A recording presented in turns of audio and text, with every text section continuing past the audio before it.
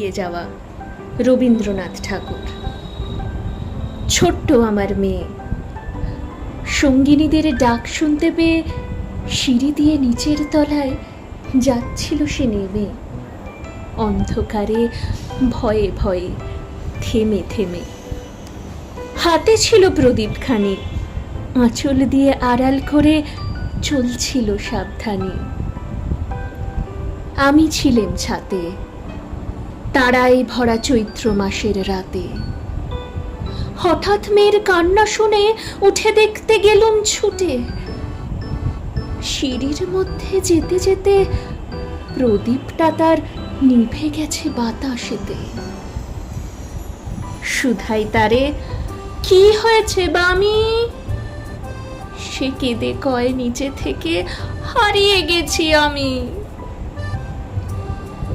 তারায় ভরা চৈত্র মাসের রাতে ফিরে গিয়ে ছাতে মনে হলো আকাশ পানে চেয়ে আমার বামির মতোই যেন অমনিকে এক মেয়ে।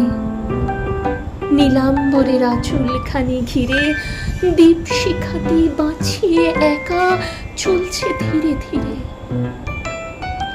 নিভত যদি আলো, যদি হঠাৎ যেত থামি, আকাশ ভরে উঠত কেঁদে, হারিয়ে গেছি আমি, হারিয়ে গেছি আমি, হারিয়ে গেছি আমি।